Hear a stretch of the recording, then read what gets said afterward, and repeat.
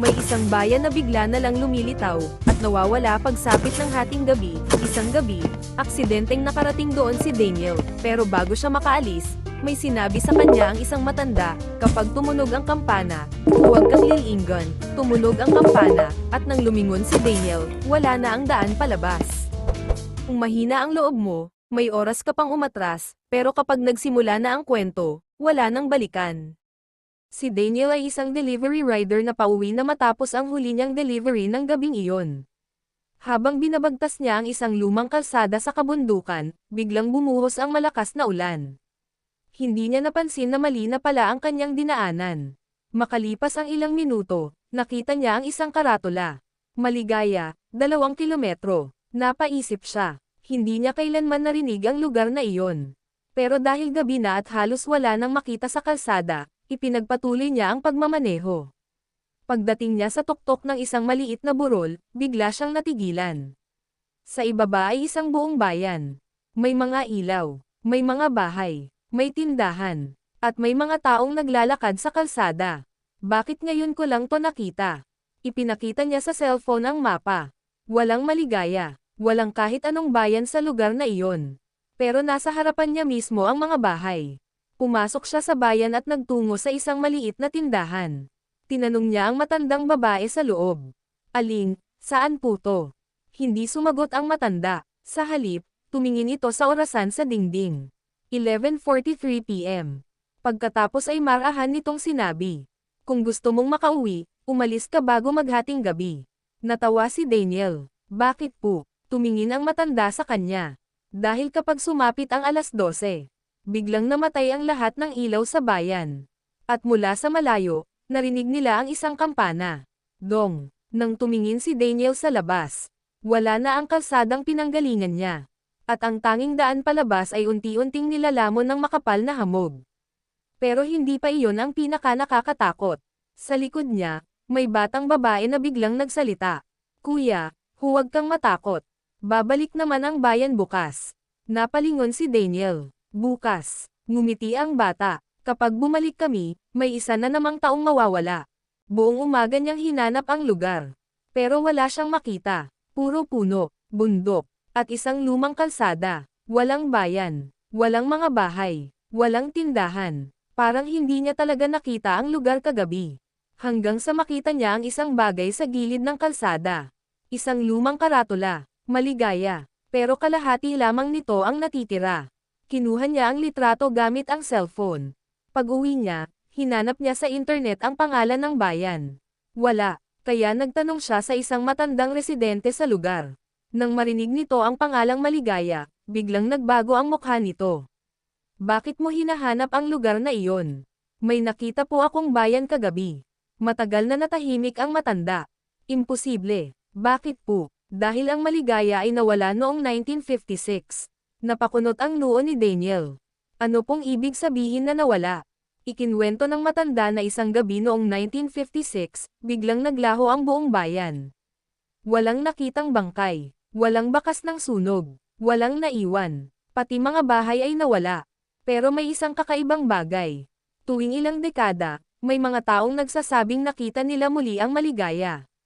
At lahat ng nakapasok doon ay may parehong kwento. Palaging 11:59 p.m. ang oras. At palaging may isang taong hindi na nakakabalik. Napatayo si Daniel. Pero nakalabas ako. Tumingin sa kanya ang matanda. Sigurado ka. Ipinakita ni Daniel ang cellphone niya. Pero nang tingnan niya ang gallery, may isang bagong litrato. Hindi niya iyon kinunan. Sa litrato, makikita ang buong bayan ng Maligaya. At sa gitna nito, nakatingin sa camera si Daniel. Hindi makatulog si Daniel. Paulit-ulit niyang tinitingnan ang litrato. Parehong bayan, parehong plaza, parehong kampana. Pero may isang bagay na hindi niya maintindihan. May isang lalaki sa likod ng litrato. Nakasuot ito ng parehong jacket na suot niya noong gabing makita niya ang bayan. Pinuntahan niya ang matandang nagsabi tungkol sa Maligaya. Ipinakita niya ang litrato. Nang makita ito ng matanda, nanginginig ang kamay nito. Hindi maaari. Bakit po? Kinuha ng matanda ang isang lumang kahon. Mula rito, inilabas niya ang isang punit na newspaper clipping. Mga taong nawala sa bayan ng Maligaya. May listahan ng mga pangalan. At sa pinakailalim, may isang pangalan na halos hindi na mabasa. Daniel Santos. Nanlaki ang mata ni Daniel. Hindi ako ipinanganak noong 1956. Hindi sumagot ang matanda. Sa halip, inilabas nito ang isang lumang litrato ng mga residente ng Maligaya. At doon niya nakita ang lalaki mula sa litrato. Mas malinaw na ngayon ang mukha. Kamukha niya. Halos eksaktong kamukha. Kuya, mahinang sabi ng matanda. Baka hindi ikaw ang unang Daniel. Bago pa siya makapagsalita, biglang tumunog ang cellphone niya. Isang text, walang number. Huwag mong hanapin kung sino ka noong 1956. Sumunod ang isa pang mensahe. Dahil malalaman mong hindi ka talaga ipinanganak. At pagkatapos, may dumating na huling larawan. Larawan ng isang sanggol. At sa ilalim nito ay may pangalan. Daniel. Ilang araw ang lumipas. Sinubukan ni Daniel na kalimutan ang lahat. Pero isang gabi, habang nasa bahay siya, biglang namatay ang kuryente. Pagtingin niya sa labas ng bintana, may makapal na hamog. At sa gitna ng hamog, nakikita niya ang mga ilaw. Maligaya. Bumalik ang bayan. Pero ngayon, nasa tapat na mismo ito ng bahay niya. May narinig siyang katok, 3 beses. TOK, TOK, TOK. Pagbukas niya ng pinto, walang tao. Sa sahig ay may isang lumang susi. May nakaukit na numero, 13. Hindi niya alam kung bakit, pero alam niyang kailangan niyang bumalik sa bayan. Sumakay siya sa motorsiklo. Habang papalapit, nakita niya ang mga taong nakilala niya noong unang gabi. Pare-pareho pa rin ang kanilang mga mukha. Pare-pareho pa rin ang kanilang mga damit. Parang hindi sila tumanda. Lumapit ang batang babae. Akala namin hindi ka nababalik. Saan ako pupunta? Itinuro niya ang isang lumang bahay sa dulo ng bayan. Doon ka nakatira. Hindi ko bahay yon. Umiling ang bata. Hindi ngayon. Pero dati, oo. Pumasok si Daniel sa bahay. Sa loob ay may mga lumang gamit. Isang mesa, isang kama, at isang malaking salamin. Nang tumingin siya sa salamin, hindi ang mukha niya ang nakita niya. Isang batang lalaki ang nakatingin sa kanya.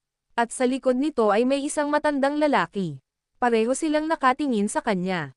Paglingon ni Daniel, walang tao. Muli siyang tumingin sa salamin.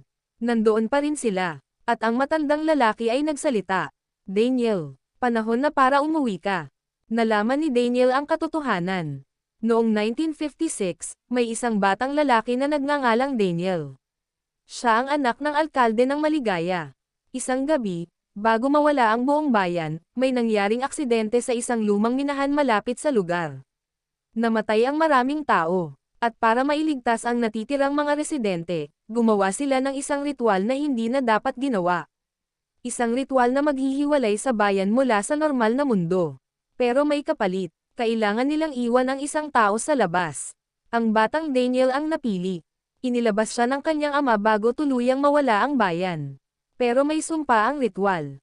Hindi makakabalik ang Maligaya hanggat hindi bumabalik ang taong naiwan. Lumipas ang mga dekada. Namatay ang mga tao sa labas. Nagbago ang mundo. Pero sa loob ng Maligaya, parang hindi gumagalaw ang oras. At ngayon, bumalik si Daniel. Hindi dahil aksidente siyang nakakita sa bayan.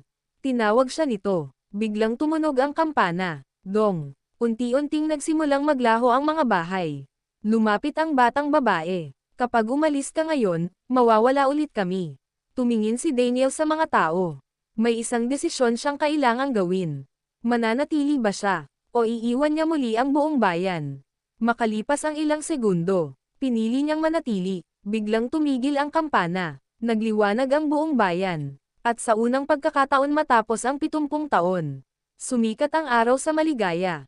Pero nang lumabas si Daniel, may nakita siyang bagay na hindi niya inaasahan. Sa gilid ng bayan ay may isang bagong karatula. Maligaya, 2 kilometro. Sa ilalim nito ay may isa pang nakasulat. Next appearance, 2036. Napatingin si Daniel sa petsa. 2026. 10 taon na lang. Pero ang pinaka nakakatakot, may isa pang pangalan na nakasulat sa ilalim. Susunod na dadalhin, salungguhit salungguhit salungguhit salungguhit salungguhit salungguhit. At unti-unting nagsimulang lumitaw ang mga letra. Ito ang Story Force PH, kung saan bawat kwento ay may lihim na naghihintay mabunyag, hanggang sa muli, at bago ka umalis, huwag kalimutang mag-like, mag-comment, at mag-subscribe, malay mo, iyon na ang maging panangga mo sa susunod na nakakatakot na kwento.